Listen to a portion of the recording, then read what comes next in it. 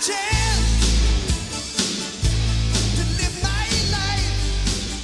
everyone, welcome to another episode of The Other Side of Addiction. I am your host, Al Richards, and today we are going to talk about stewardship with our special guest, and it's Ganel-Lyn, right? Ganel-Lyn. Long A. I was looking at your card, and I remember meeting you at Good Things Utah a few months back. I'm on there every month for the last probably 6 years. So some that people, long? Yeah, some people only know me from there. It's funny because I have 13 books out, and I've done 6,000 keynotes, and I've hosted 4 weekly shows, and I've guested on thousands of podcasts.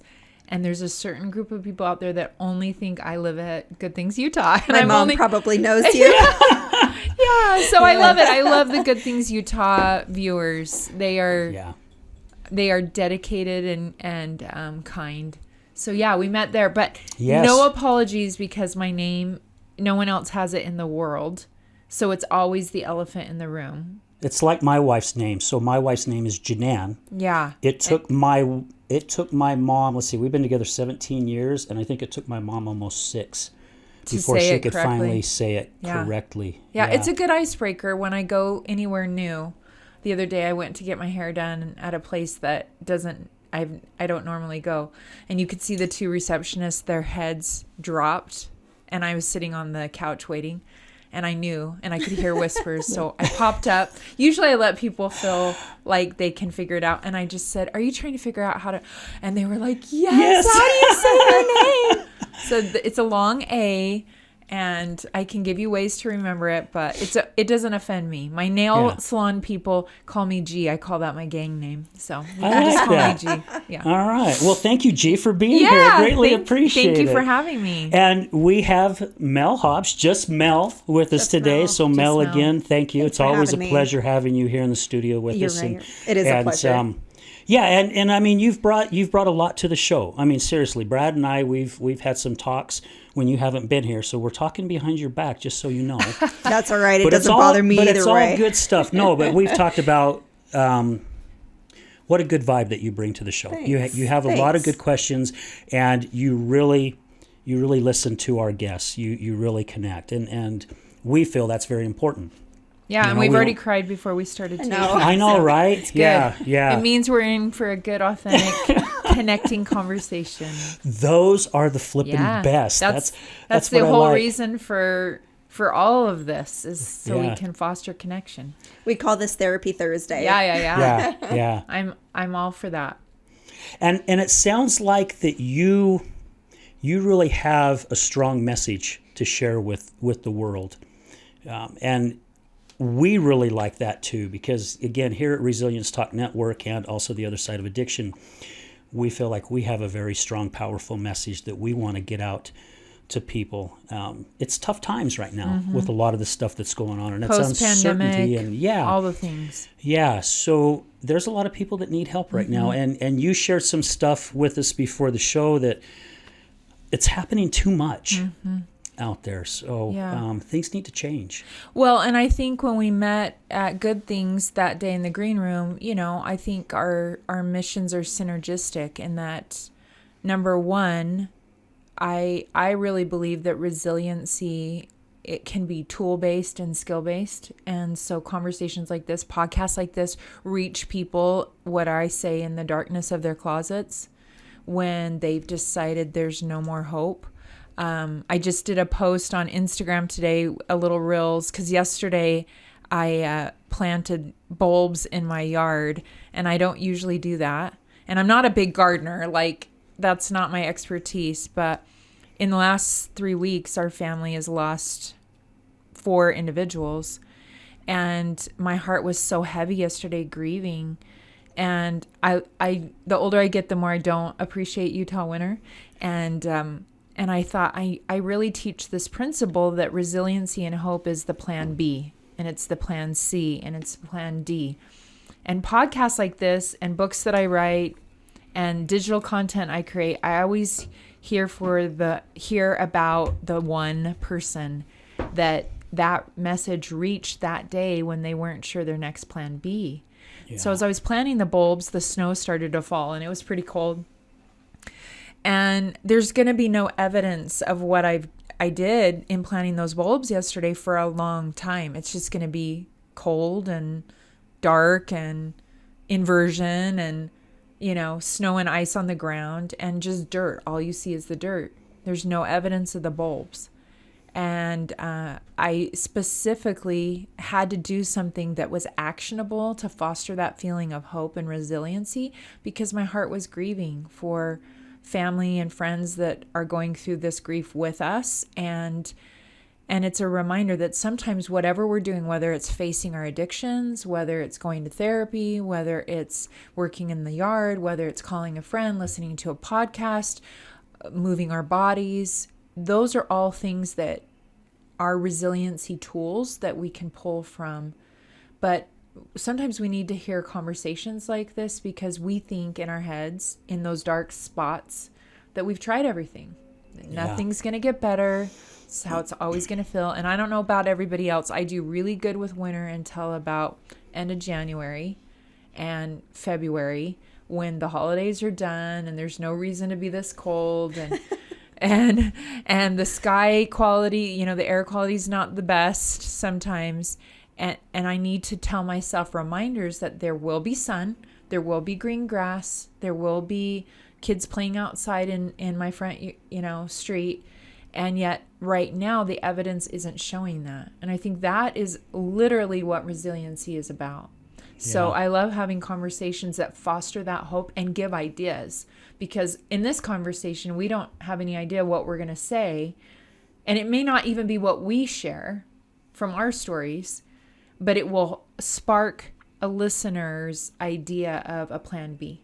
And to me, that's what hope is. Absolutely. Resiliency for me, along the lines of winter. I've always had the winter blues. Mm-hmm. But you know what? I skied for the first time in March this year. And this is the first year that I cannot wait for the winter. I'm gonna tell you, I am not a skier, but I invested in the summer in insulated leggings, hiking boots. There you go. And a new coat, because I have a friend that is in a little hiking group, and it's just moms that go out, and it's nothing crazy.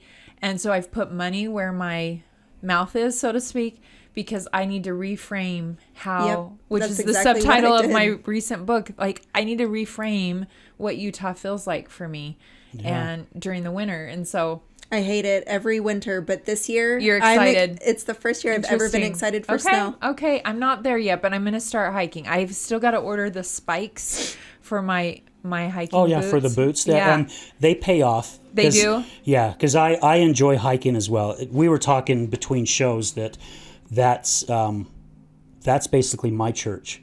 I've done a couple of videos where I've been friends. A lot of times I go hiking by myself, which my mom does not like. I'm almost 60 and she still treats me like I'm 6 years old. Don't go out without a coat and make sure you're good.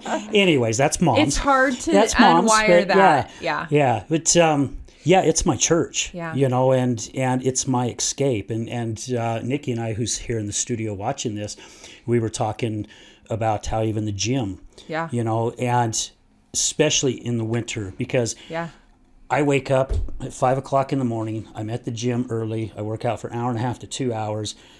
A lot of times by the time I come home, even after being in the studio all day this time of the year, you go home in the dark, you wake up in the dark, and it can get very depressing. Yeah, and shout out to light therapy out there too for those that are living in colder areas that have long winter dates. It's one of the mental health tools that I always suggest I post about. There's quite a few like tanning salons and even light therapy businesses if you just Google that. I've never even heard of light therapy.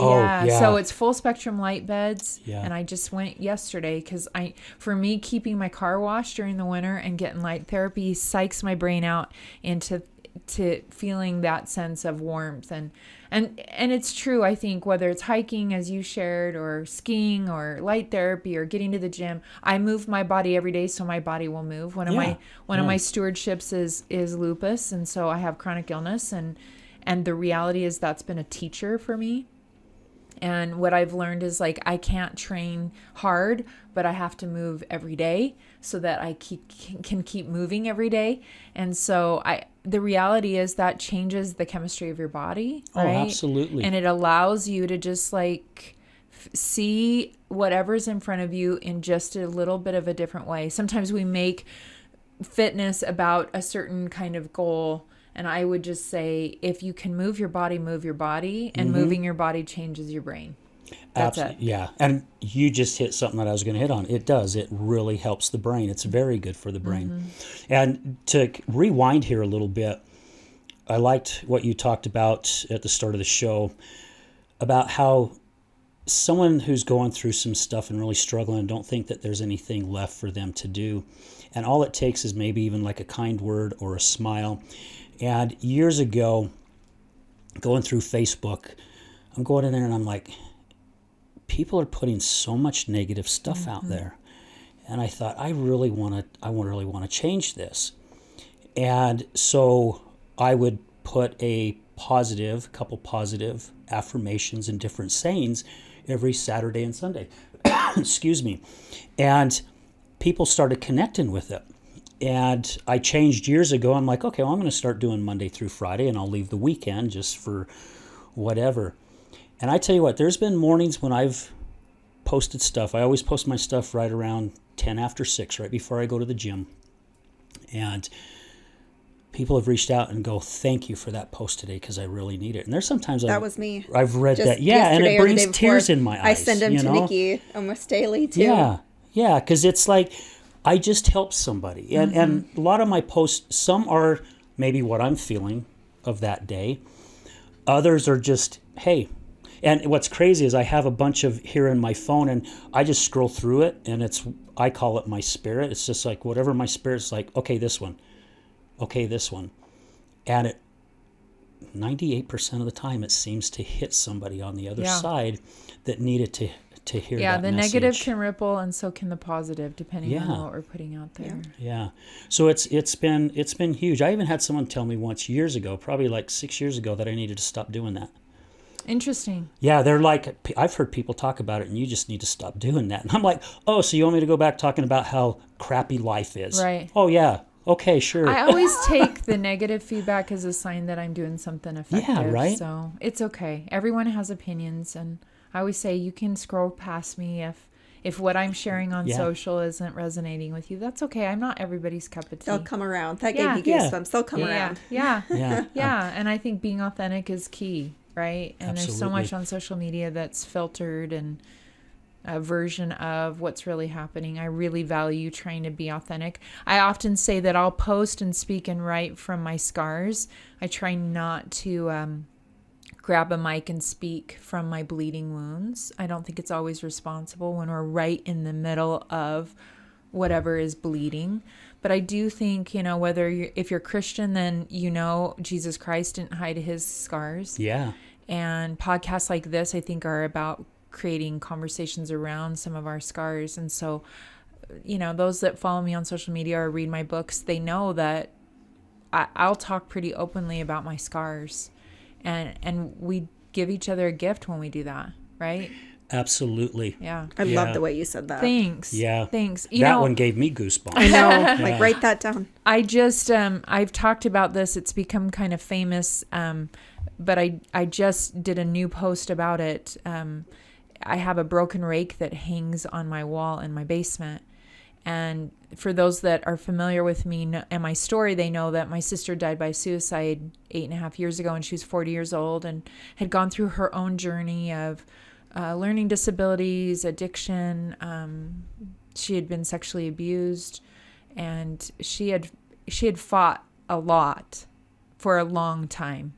And really the last 5 years of her life were some of the best. She was in a really good place, which is not very uncommon. Sometimes we hear, about suicide and it comes in the darkest of dark places, but oftentimes it hits people when it looks like on the outside everything is going great.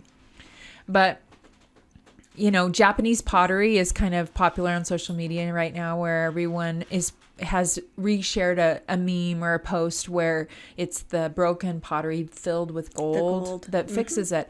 And I don't want to take away from that analogy. I think it's a beautiful reminder that, that's a way in which we can celebrate the broken parts of us. But I think for most of us on the planet, we're walking around with things that are still broken. There's no gold. We have searched for all the gold we can find, and it's still raw. And so one day we were going through another major job loss season of life, and we had a home that had zero landscaping. So he spent a lot of time controlling weeds, not really watering or mowing. And so he was out with one of our rakes, and it was brand new. And as he was raking up the weeds, the handle broke. And so he threw it away because it had this really sharp, wood and edge now. And at the time we didn't have a lot of furniture. Like, we were completely starting over. We had sold everything and started over. And so I pulled it out of the garbage can and I decided to hang it on the wall in our basement. And I was grieving the loss of my sister and really wrestling with this idea of my own journey through perfectionism and recovering from that perspective. And so I hung it on the wall, and it sparked a conversation in our family. And we sat down, and I just said, in this family, we do broken parts. The reality is this rake is still effective. Even though the handle is broken, if Dad wanted to use it, the weeding could still happen. Yeah. And so often we tell ourselves, until we check all the boxes, everything's perfected, then we're no use to the world. And the reality is, when people ask about Meg's suicide, I say she got tired and she believed the lie, which is that we would be better without her. And I think there's not a human on the planet that hasn't had that thought at periods of their life. And I think especially for your audience, if you've wrestled with addiction, it can start to feel like you've disappointed everyone, you've failed everyone, you're no use to everyone. And this addiction part of you is this broken thing that isn't fixed yet. There's no gold to fill it. You're wrestling with it every day. And so that rake has been hanging on our wall nearly 8.5 years. Wow. And now my family the other day was like, is it ever? And I'm like, it's always going to be up, because it's beautiful to me. It's a reminder. It's unique. It starts conversations. Anyone that comes to our home, our basement gets filled oftentimes with college kids and teenagers, friends of my kids. And we get to have conversations about why that rake is on the wall, and that in this space we do broken parts. That all of us are walking around useful. We have something to contribute. And oftentimes our toughest stewardships are some of the brokenness that we are carrying around. But it's also the place we get to give back, And I don't know about you guys, but the movies I love, the books I love to read, the people I love are the ones that have overcome some stuff. Oh, yeah. I want to go to a movie. My kids tease me all the time. Let me guess. If we go out on a date night, they'll say, what'd you see? Let me guess. You love it because it's a true story. And it's really that. To me, real life is way more inspiring and exciting than whatever Hollywood can dream. Yeah. Yeah, and I have to agree with you. And Mel mentioned it here at the start with being Therapy Thursdays, and in the depths of my wife addiction, I don't know how many times I heard her say, my life's done. It's over with. My family doesn't want anything to do with me. My kids don't even want me. And she would point to me and she's like, you're barely hanging on and don't want anything to do with me. And even, which is kind of crazy, because me being on the other side of addiction, in 2019, I was coming home from an event and I decided I'm going to go home and get my pistol. I'm going to go up in the mountains where I love to be, and I'm done. Yeah. I cannot continue to go through this anymore. Yeah. And as the spouse, yeah. Which is kind of crazy, because all I got to do is say, see ya. No, boot her out the door. But it's the feelings, it's the feeling that you of have. helplessness, of not being able to fix it, of not being able to control men, especially. Oh yeah, because man, we're the ones that's supposed to be. Did you notice that little pun, man, oh man? Man, oh man, yeah, man, oh man. and honestly, that's the truth. The number one group dying by suicide are middle-aged men. Oh, and it's increasing. Yeah. So we do need to have a conversation around that sense of helplessness and shame that really pushes, I think, men. Not that women don't need to have the conversation, but any men listening to this, when you go home at dinner and say you loved therapy that day, or when you post on social media how great your therapist is, or when you talk to your buddies at work about what you're wrestling with, it really moves the needle. So sorry to interrupt your story. No, and I'm just saying that gosh, where was I even going with it? Going up to the hills. Going up to the hills. And luckily I got a phone call on the way home, and I got my act together, and I don't remember who it was, because I've said it many times. I wish I did remember, because I'd call him and say, thank you. You saved my life that day.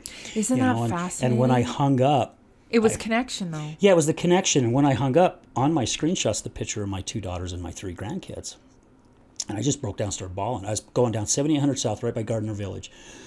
Pulled off the side of the road, and I'm just bawling. I'm crying so hard I can't even see the road. And I'm thinking things have got to change. Yeah. And it's again, I was feeling broken too. And I've used the analogy a couple times that what's a disco ball made of? A bunch of broken glass. Well, you put all that broken glass together on a ball, glue it all together, and you shine some lights on it, and look at the beauty that it shines. That's good. I may use all that. over Like the place. too. Really it does. And again, so many of us do feel broken, that life is over, and there's so much and so much more to do. And like I was going with this, Mel was saying Therapy Thursdays. The majority of the people that we've had in this studio, I mean, I get emotional sometimes thinking about it. It is such an honor for me to be sitting here in front of them, because some of these people come from living on the streets. Yep. Some of the gals that we've had come in sold their bodies for drugs and ate out of dumpsters and different things. And you see where their life is today and what they are doing now to giving back. It's all stewardship. And they're like, I thought 5 years ago my life was completely done. And now here I am. I have a healthy relationship. My kids are back. My grandkids are back. I've got friends, good friends. I'm giving back to society. I'm helping other people get through their addiction. And to me, that is some of the most grateful thing, I guess, that you can be a part of, to sit and hear. And I've shared this again, and I shared it on the show this morning, that we went to an AA meeting years ago with my wife, and this guy got up and he says, yeah, every morning I get up and I hit my knees and I thank God for making me an alcoholic. Mm-hmm. And because that's stewardship. It's crazy. I write about that in the stewardship principle that my friend Todd Sylvester is a I know Todd. He's awesome. He's my best. He's my best buddy. Shout out to great. Todd. Yeah, I've been on his podcast a couple times. Yeah. But he gets a shout out in the book. I mean, to me, that's the example. For those that don't know what stewardship is, it's all the good stuff and it's all the stuff. It's all the bad stuff, and to watch what Todd and others that have come through recovery have done to give back and have conversations. I have had the chance to speak in the prisons, and that's some of the most sacred space to show up in.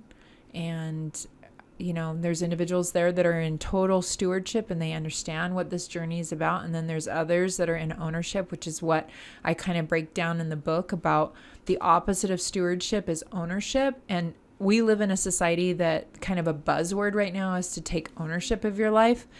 I like stewardship better. It doesn't take anyone off the hook. It's not saying like, peace out, I'm not responsible, it's all on you. It's a different watch care that you give over your addiction, your kids, your job, your unemployment, your bankruptcy, your divorce, your cancer diagnosis, your brand new car, your broken down car, your dog that keeps peeing on the carpet. And, it's all of it. When we're in ownership, we start to over-identify. We take away agency. We want to control other people's choices. We go into comparisons. Everyone else on social media is on a vacation to Hawaii, right? Everybody else is living in a marriage where there's no addiction, or everybody else has a Tesla, so right? they think. So you think, right? So I like the idea of stewarding, but I also teach it as a principle that you don't just get there. It's a practice. So each day I go into ownership all the time. And then I get to switch out. Anyone in their recovery journey understands what that's about. That's a day by day, hour by hour, minute by minute, sometimes process. But someone like Todd and others out there have taught me so much about if in my belief, if God is handing you the not cool thing, the not happy thing, the hard thing, He's expecting you to consecrate it for good, just as much as the guy he handed a Harvard degree, or the woman who he handed, the Academy Award. He wants all of us to take what we've been given and consecrate it. Yeah. And so I do think some of those conversations are the most sacred. And when I hear from people that are like, you know what, I happened to catch you one day, or I heard you speak, and your voice came into my mind as I had that plan, or I was driving up the mountain with the gun, or right, you never know what those one conversations or those one texts are going to do, or that one post is going to do. Oh, yeah. So just assume everyone's wrestling with some stuff. Oh, every one of us. Yeah. Every one of us. And I like how you went into that about the stewardship, because society has been trained to be fake. Like their life is all... What's the word? Yes. Yeah, rainbows and unicorns, I think, is the new one, or something like that. And it's not. It is tough. And you know, I've met people even through the addiction thing that says, yeah, I don't believe in God. Yeah. But I do believe in a higher power. Right. You got to at least believe in gravity. Right. Yeah, right? It's something. My wife said she went to, when she was in one of the recovery centers, they had this field trip, and this guy got up and talked. And he says, for me, my higher power is my goldfish. Mm-hmm. And it's something. Yeah. It's something. Something, you know, outside of you. Yeah. Like anything that can be something outside of you, because inside my head, as Taylor Swift just said, like, it's me. It's me. Mm-hmm. Like, let's spill the tea on the problem is how I'm talking to myself. You know, I just was talking to a friend that I'm like, wait, you would never talk to me the way you're talking about yourself. And I write about it in one of my books, You Are More Than Enough, You Are Magnificent, that like check your voice inside your head, because most of the time that's not what you would say to a friend if they were disappointing, Absolutely. Messing up, frustrated, whatever. You would encourage, you would point out, hey, yeah, maybe this is time to get some additional help, to get some other resources in play. This is time to maybe have a new plan. But your worth isn't based on these outcomes. Yeah. Stewardship thinking is very offering focused and not outcome focused. But we live in a society where we want to measure. We want like a cost benefit analysis report, or how many views, or how many sales, or how many days, right? Even in recovery, we get really focused on days. Yeah. And what I really believe is, in my belief system, that God cares more about my offering. And in his economy, he works out the outcomes. Yeah. Because it doesn't always make sense, you know? Absolutely, it does. And we were talking about that with Annette on the show this morning. You know, I finally got to a point where I just said, okay, God, everything I try to do to control my life, I screw it up. Yeah. So you show me which direction you want me to go. And I'm still hitting rocks in the road. Yeah. However, we talked about like going on a hike where you run into a tree that's fallen down on the trail, or brush or whatever, and you figure out a way around it. You just don't turn around and go back. You figure a way around it. And as long as you are moving forward, then God starts placing those things in front of you. And I'm just such a huge true believer because of even wanting to start this podcast, you know, and started sharing my story, because I kept it quiet for a long time. I didn't want anybody to judge my wife, knowing my wife was an alcoholic. Family didn't know. Friends didn't know, you know, and when I finally started opening up and started sharing things, I cannot believe the floodgates that opened. And we talked about how much lighter that helps us feel when we do open up. And I mean, Mel and I, we met years ago at a networking group. Maybe 4 years ago, 5 years ago? I would have never thought we'd be sitting in a studio together, talking about life and talking about addiction and positive outcome, and how life's always going to throw you curveballs, you know, but you keep swinging. I make a joke sometimes, because I got a friend who is Asian, and called me up one day. We hadn't spoken for a while, and he's like, Al, he says, I haven't talked to you for a bit. He goes, what you doing? Or he's, how's life treating you? And I'm like, well, I'm swinging at curveballs, buddy, but one of these days I'm going to knock that sucker out of the park. And he goes, oh, I didn't know you were playing baseball. I'll let you go. He was going to hang up. I'm like, no, dude. I was just saying kind of like a metaphor or something like that. No, it's not really. I'm not playing baseball. Yeah, I always say when people ask how you doing, I say it's a fruit salad. And I don't really love watermelon, which may cause controversy for your audience. But my family gets all crazy at me. And I'm like, listen, I just leave more watermelon for you at the summer picnic, right? Yeah. But don't put watermelon in my fruit salad or I'll pick it out, right? And life is that, you know? Exactly. Life is a fruit salad, and there's sometimes fruit in there that you're not grateful for or you don't Kinda appreciate like or the hard. Box of chocolates with Forrest Gump, right? Exactly. Well, really, it is, right? If you're that picking twice fruit out, last night. yeah. Or was it you? I don't remember. I said that to somebody just yesterday. Yeah. Yeah, it's crazy. And you even mentioned about listening to certain voices in your head. And we even talked about that at the show this morning of learning how to listen to which voices are the voices that's guiding you in the right direction. Well, and not. it's about tuning into that. So I always say, just like back in the day when we used to listen to the radio, I still do. You know, I don't have Bluetooth in my car, so I still have a CD player and a radio that I listen to. And sometimes you got to tune in to, because there's static, and static drives me crazy. But how often do we have the choice in a moment, you know, to decide, wait, I'm going to keep tuning into this? I always say, sometimes in talking about my sister Meg and her death, the reality is all of us wake up and there's a certain degree of darkness that we're facing.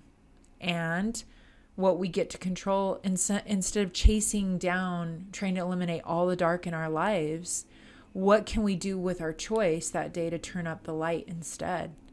And when we do that, when we get a list or a toolbox of ideas that we know are some of our go-tos for turning up the light, like you shared with talking to a friend right at that moment, or listening to music, or going to light therapy, or I have a certain list of funny movies that I know if I listen to them, you know, it's going to switch my nervous system response for the day. And petting my dog, or I like to vacuum, you know, that's one of the things that I know, like I don't have control over a lot of stuff, but I can vacuum this room and it gives me a sense of, right? Mm-hmm. So I would just suggest that start a list of what helps you turn up the light. You know, those dimmers on light switches where you can make it really small or really bright. When I speak in schools, that's what I often talk about. You know, I can't talk about higher power or God, but I can tell these junior high and high school kids, what are you doing to turn up the light? Stop trying to eliminate all the dark. Instead, make intentional decisions about turning up the light in your life.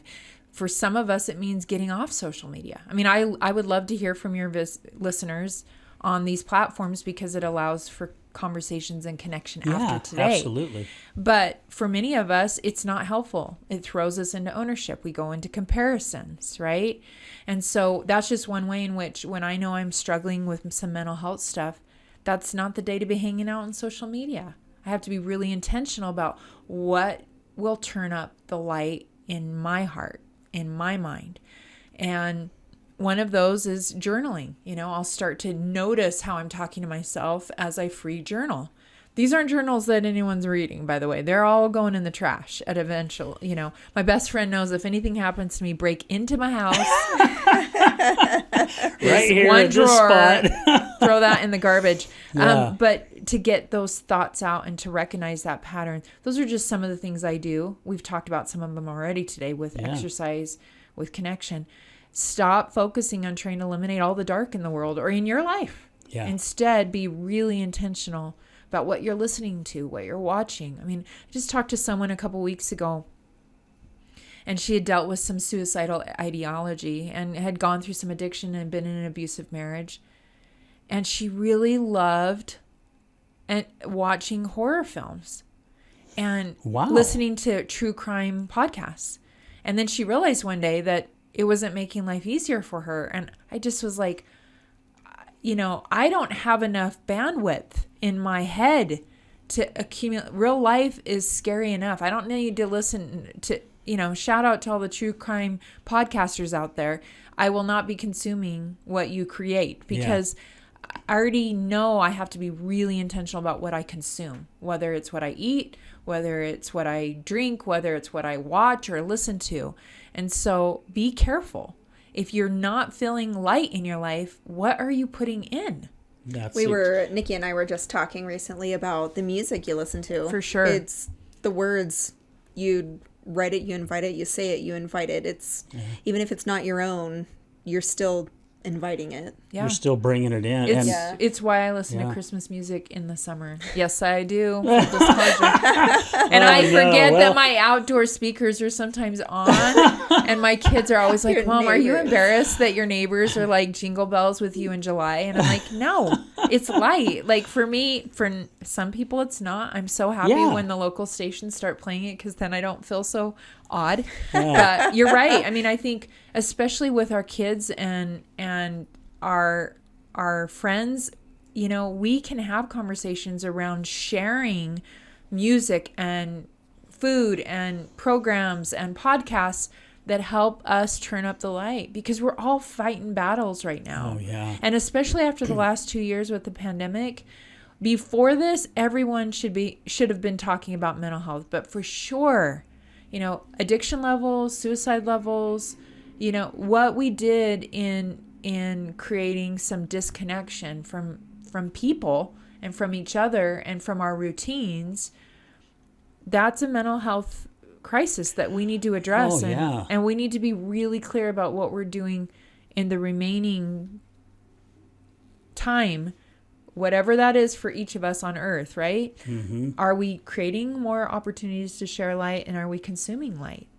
Because I don't know about you, but I can't afford to fill my brain. It's already scary enough sometimes in there, That's why we don't watch the news at our house. Yeah, I don't either. And I used to be a news watcher, and then when I first started dating my wife, she's like, "Yeah, we don't watch the news." I'm like, well, gosh, don't you want to know what's going on in the world? You'll figure it out. And then as time went, we were probably together 5 years, and we've been together 17 years now, almost 18, and I started realizing what she had realized, and we cut it out. And it's just because there was so much negativity. It always is. That's all it is. And it's like, negativity. Why do I want to fill my brain for that? They're not talking about the good stuff. Yeah. That's why I'm glad that you're on the news here and there. Well, good things. Yeah. But still, it's like, I'm not into that. I tell my mom, if there's something important that I need to know, you need to make sure that I know because I don't know otherwise. Yeah. I'm in my world. I'm creating my happiness, my light. Right. I'm actually glad that you mentioned the vacuuming because I do enjoy organizing my house. I'm super good at it too. I don't think of that as far as my light. I can't bake cakes or do hair or make jewelry, but I'm really good at vacuuming. I wish it was like an Olympic sport. I'd gold medal in it. You're the best. Yeah. I love it. Well, and I love what you just said, Mel. Just the idea that, one of the things that I really appreciate is when people say, I've eliminated a lot of social media, but I know if I go on and I check your accounts, you're going to share something that feels authentic and uplifting. And that's not a shout out to me. That's a shout out to you can unfollow anyone you want. Like, absolutely. It's not a divorce. It is literally your choice. You can even mute accounts that maybe they're a neighbor or a friend and you don't want to let them know you're not following them anymore, but you can't handle the comparisons, the triggers, the whatever. You can mute accounts so that you don't see, or snooze accounts on Facebook. So we have a choice. We have a choice of and we all only have the same 24 hours. So I think especially for audience members that are dealing with recovery addiction, like you really teach that in program, right? In 12-step, like who you surround yourself with and why having a sponsor is key and why to go to meetings, why it's all about connection. Oh, yeah. But sometimes we don't realize how much we're connecting into things, right? Whether it's consuming the news or scrolling through social media or whatever we're doing that is not turning up the light. My wife and I, years ago, we've actually stopped hanging out with certain friends. Yeah. And we did that because it's like it was always drama. Yeah. And it's like there's enough drama out there. Life is tough enough, like you have said. Why do we want to be around someone that's, again, that's throwing more of that stuff out I would there, give you know? I would give some language around that. It's called boundaries, and boundaries are loving. And so sometimes we think that, I mean, I think about the people in my life that I know I can count on, that I feel the most emotionally well around. They're very boundaried people. They're not perfect. Yeah. They mess up, but they understand their limitations. And one of the things I write and teach and do in some corporate training is everything we say yes to, we're automatically saying no to something else.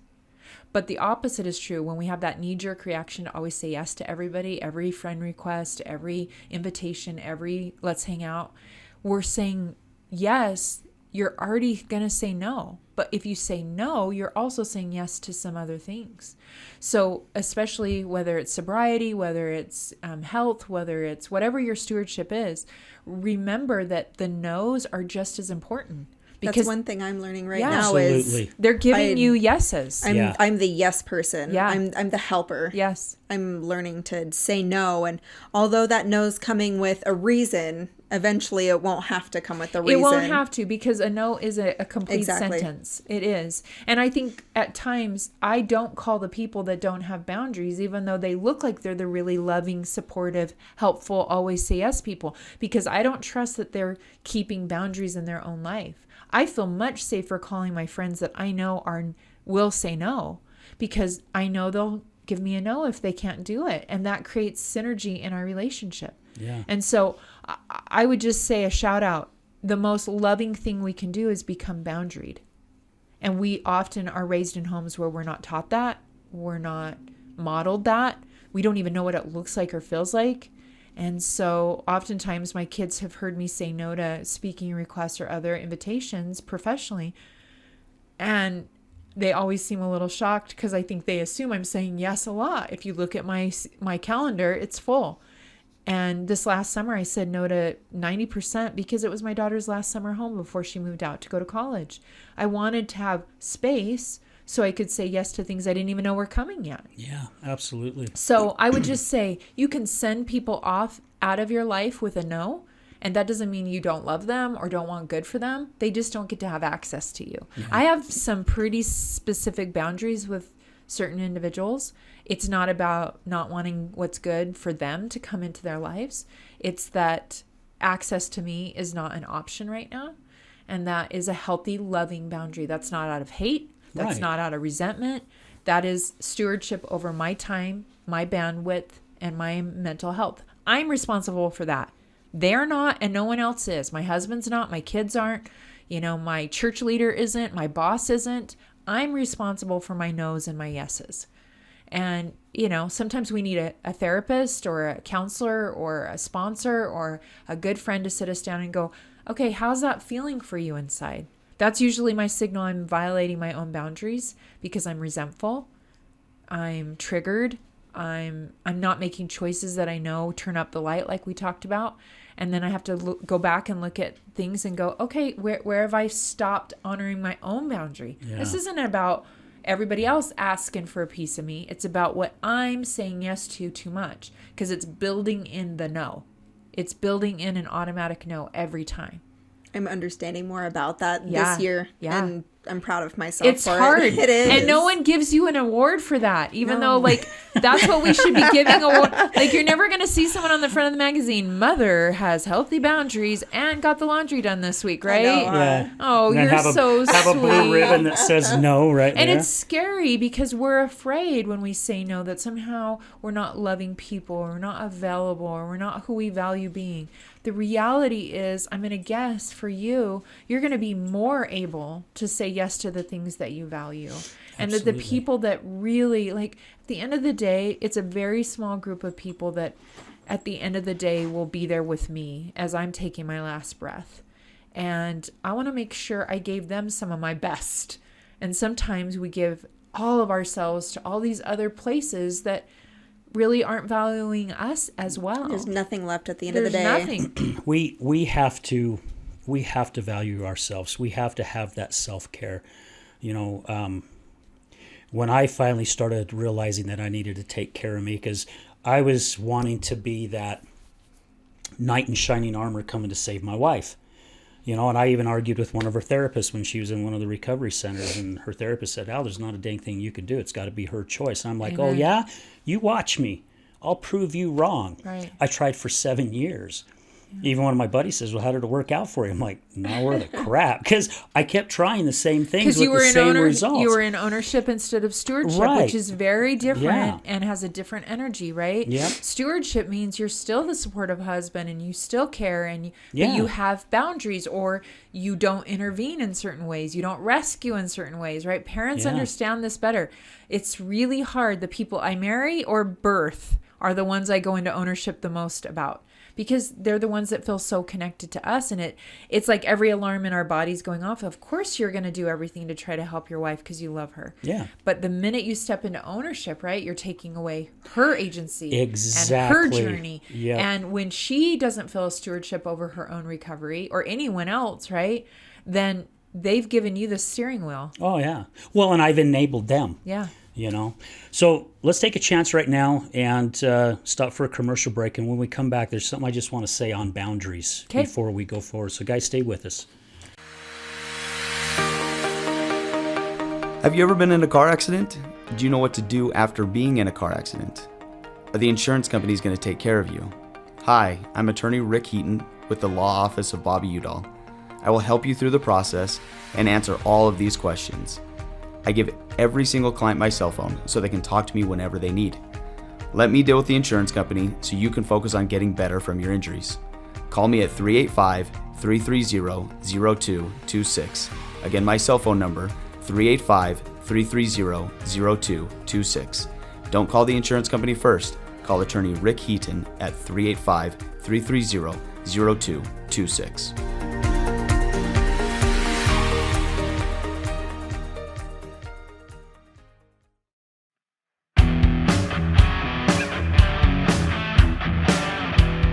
Hello, my friends. This is Brad Neufeld, and I want to thank you for tuning in to the Resilience Talk Network. You can listen to my show, Resilience, every morning, Monday through Friday at 8 a.m. Mountain Standard Time.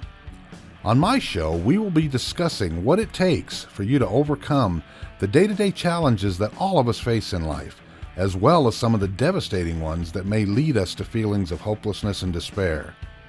It's my goal to provide you with the tools and skills that you need to overcome anything that is thrown your way. To find out more about my show, visit our website at www.resiliencetalk.com. That's www.resiliencetalk.com. And as always, until we meet again, go for everything that you want in life and make it happen.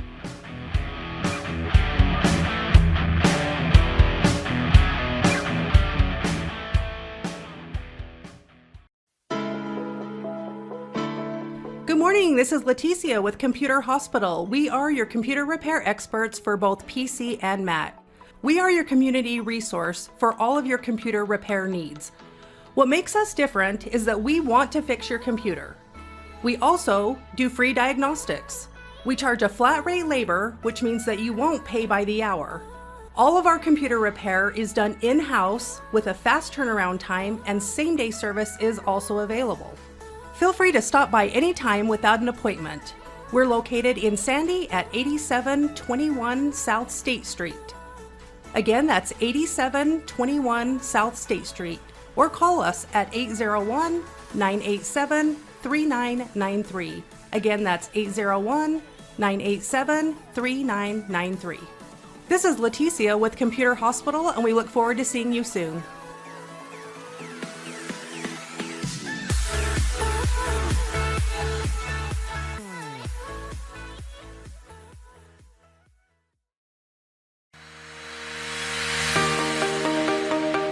Hello there, this is Brad Neufeld with the Resilience Talk Network, and I would like to introduce to you Taffy Town, one of our newest sponsors.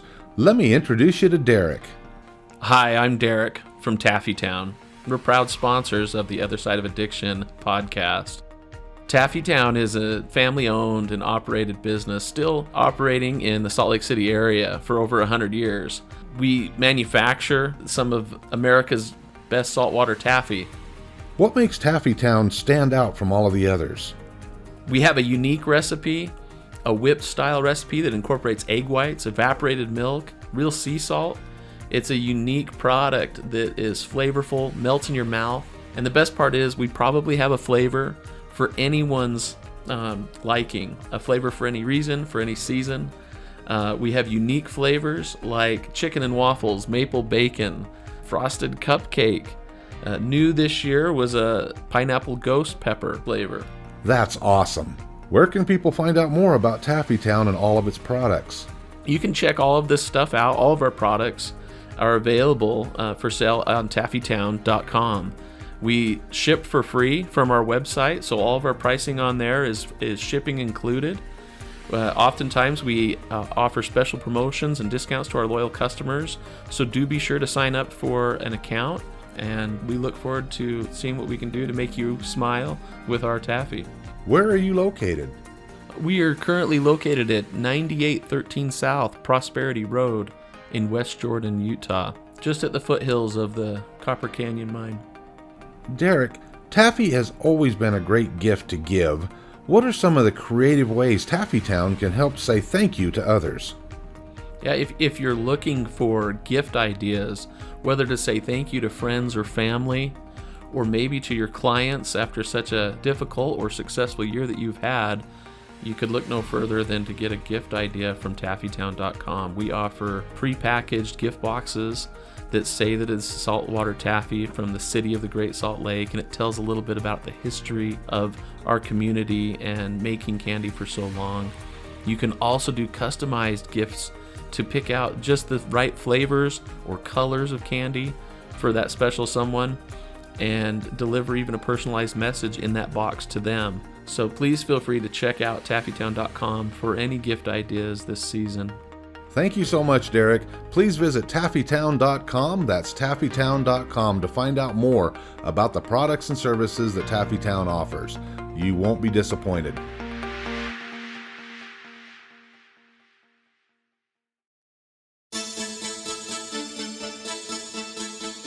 Do you know someone who's gambling with death due to an addiction? Do you know someone whose life is being turned upside down due to a loved one that's battling with addiction? Hi, I'm Al Richards. I am the host of the Other Side of Addiction podcast. I started the podcast due to my wife's battle with alcohol. Let's just say I became addicted to her addiction. Our podcast is helping people understand a little more about those who have battled addiction and those who are hurting from their addiction. Through raw vulnerability, we share stories that help uncover the root causes of addiction. Shame felt on both sides, matter of the conscious and subconscious mind, continued beliefs, and often confusing paths of recovery. We collaborate with real people and their stories, as well as licensed professionals, to help our audience gain a better understanding of addiction. You can find us on Resilience Talk Network. You can also find us on Facebook at Mr. Al Richards. That's Facebook at Mr. Al Richards. You can also find us on YouTube. Just look up the Other Side of Addiction podcast.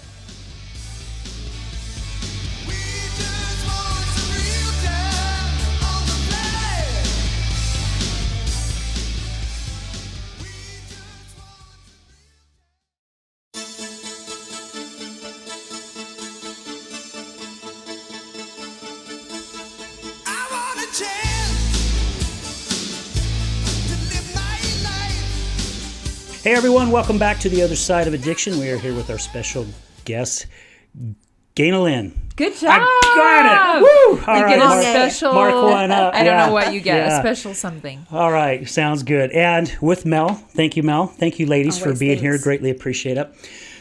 Man, the first half of the show was awesome, which I think I say, we had Randall Carlisle on a couple of weeks ago, and he's like, you probably say that on every show that every guest is special. And I'm like, well, yeah, because they are. It ends up being. Yeah, it ends up always being, is, and the yeah. first half of the show was always really good. We were talking about boundaries Yeah. before we went to the commercial break. My favorite, one of my favorite topics, and not always easy to do. Yeah. And what's really crazy is all the meetings that I went to with my wife, they talk about boundaries. And I always thought it was the boundaries for the person who's battling the addiction. It took me so long to figure out I had boundaries. And that's the mistake a lot of us on the other side of the addiction, the mistake we make. We can have triggers, which I didn't even realize, and boundaries that we need to have. Once I started figuring that out, it really helped my wife in her recovery, which she hit 23 months sober yesterday. Congrats. So really proud of her. It's been a long, hard road, and we've had one heck of a battle throughout all of it. How I'm still with her, I don't know, but I guess it was meant to be. Anyway, when I started learning boundaries, she really started coming around, because I remember she came to me once and she goes, "You've changed." I'm like, "No, I haven't changed." She goes, "No, you've changed. It's almost like you're getting on with your life without me." And I remember telling her, I'm like, "Look, I cannot continue to go down this road that we've been going down. I want you on this train with me. So you either get on the train with me or you stay behind." And she decided to get on the train with me. And once I started learning how to forgive myself and learn how to understand my own self boundaries and everything, she slowly started shifting. Yeah, it gives permission when we say, this is the boundary. Yeah. We step out of the codependency. And we all get addicted to something. Every one of us on the planet gets addicted to something. Some of us are addicted to multiple things. And it's really easy to have it be a person, because we think that that's love, or that's what was modeled in our family of origin, or we think it's filling up a need or a void. And that healthy interdependence that we can create only happens when I'm taking care of this and my partner is taking care of this, and then we get to choose to add to each other's life. But if I make his journey about my worth, or he makes his journey about my worth, we're toast. And I think after 31 years of marriage, we've gone through our own journey and our own journeys of recovery and our own journeys of healing and boundaries. And it's not stagnant. I think that's the other thing, is your wife saying that to you, is it was triggering in her the permission to step forward into her own space, right? Yeah. But it was scary. And I always say triggers are teachers. We're going to get triggered 100 times a day. And one of the things I will say, especially when I go out to speak, as a speaker, I may totally trigger you. I don't intend to. My goal as a speaker is that we have a wide range of emotions, and at the end of it, it feels like someone has a takeaway and the needle moved in their lives and they had an aha, and then I get all the good feedback. I don't like triggering people, but oftentimes when we get triggered, if we can see it as a teacher, that is the reality of our daily human existence, is that we're going to see things and feel things and hear things. And I think that's one of the really helpful things to say in relationships, especially ones that are intimate and primary, whether it's a partner or a child, parent, is, what, can we just talk about that trigger? I don't think that's your intention. I'd just like to address it. I want to understand maybe where you're coming from, but I want you to understand why it was triggering. And then the responsibility isn't passed. It's not the other person's job to not trigger you. Have you ever been around those people that are constantly trying not to trigger the whole world? They're exhausting to be around. As much as it's exhausting to be around borderline or narcissists or addicts, it is just as exhausting when you're around someone that doesn't ever want to rock the boat, because you never know where they stand. Once again, that's a lack of boundary. I'd much rather work with someone that is blunt and sometimes offensive, but always speaks the truth, than someone that is so nice and never saying anything that I never quite know where they stand on anything, right? Once again, it goes back to boundaries. And when we live boundaried, we're loving. Brene Brown often says, clear is kind. Unclear is unkind. Yeah. Whether that's as a business person, as a spouse, as a parent, when we're clear, the first instinct is we don't want to offend, we don't want to hurt. And what we end up doing is triggering and hurting because we're not clear. Yeah. And it's so easy to talk about it on a podcast. It's so different living it. Oh, yeah. All yeah, my friends that yeah. are therapists that I refer a lot of people to, most of them are parents themselves. And they're like, I can all day in a session about boundaries and about shame and about, recovery and all that and codependency. And then I walk into my front door and I'm right snagged in the middle of it because these are people that we feel intimately connected to, highly invested in, and it feels like extensions of us. So it's personal, right? That's very different than having a conversation after the fact, on a podcast. I think that's where it's hard. I ran into a lady friend of mine at the gym. I hadn't seen her for a while, and these arms come up over me, and I'm like, oh my gosh, and I hadn't seen her for a long time, and I met her at First Fridays years ago through the chamber, and we were talking about relationships. She goes, oh my gosh, Al, relationships are so hard. And I'm like, yeah, my wife and I are struggling with some stuff right now. And I was always a guy that I kept a lot of my stuff in because I didn't want to rock the boat either. I kept things in. And I started realizing that was part of my anger issue. So when I got angry, I exploded. And I exploded bad. I was kicking walls, throwing things, I don't know how many times I was at the ER having splinters taken out of my hand or glass because I was putting my fist through things. And it was because I was keeping things in. So I started realizing, okay, it's time for me to start speaking out. And I'm very blunt. You know where I stand. And it's been really hard for my wife because she's like, you are being a butthole right now. And it's like, I'm not doing this to hurt your feelings. I'm saying this because I want you to know where I stand.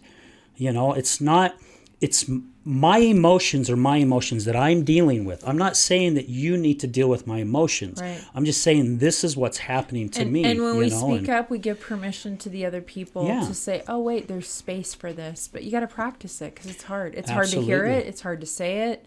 Yeah. Well, and you got to keep your ego out of it. You got to keep your ego, which our ego has a tendency to creep itself in and nail you before you even realize it's there. Sure. And one thing we've learned too, which we were talking at dinner a couple nights ago, that we have pulled away from it, and because we've used a lot of I statements, to where this is how I feel when this is happening, to where I'm not directing it right at her.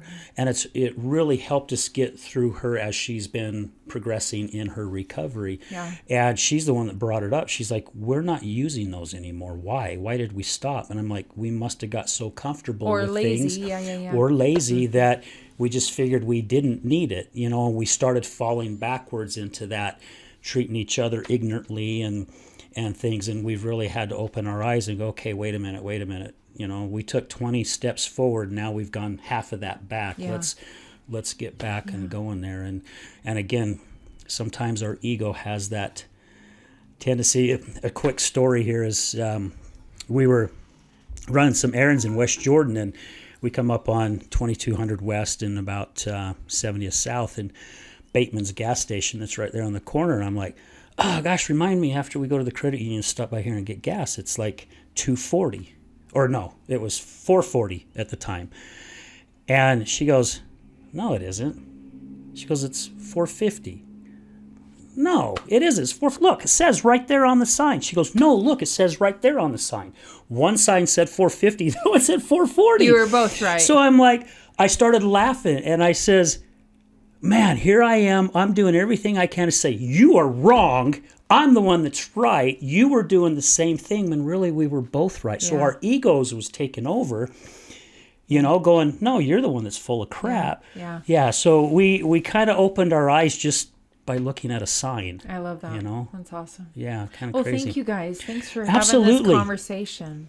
I appreciate the honesty and vulnerability, and the ability to put words on complex things is what I do, and we're all living complexities, right? Yeah. Thank you so much for taking time out of your busy day, and again, our condolences to all the loss that you've had in your family and friends. That's hard to take. Yeah.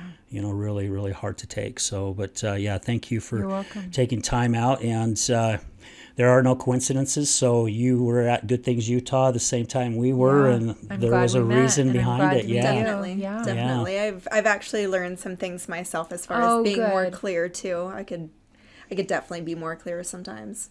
But It's an ongoing so I process, was gonna right? say we're gonna never. Yeah. How do you say it? There's no finish line. There's no finish line to bettering Yeah, yourself. there is no finish line. We're constantly. Works in progress. Yeah, you Yes. may have some goals, but once you reach that goal, you set another one. So there's Definitely. the only finish line is the day they put you in the ground and you go back home, Yep, because yep. you should constantly be moving. And we never know when that day is, so Yeah, keep yeah, so trying enjoy every it. day, right? Yeah. Thank you guys.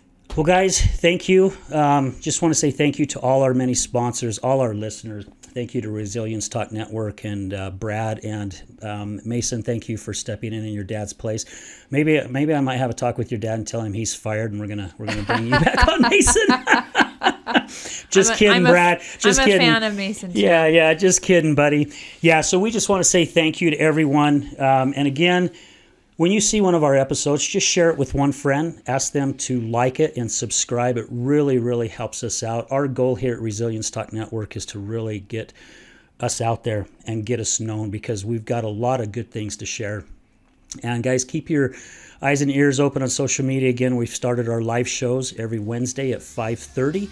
We've got some really great guests lined up. So 5:30 Mountain Time, be sure to be watching. And remember, addiction is giving up everything for one thing, and recovery is giving up one thing for everything. We're out.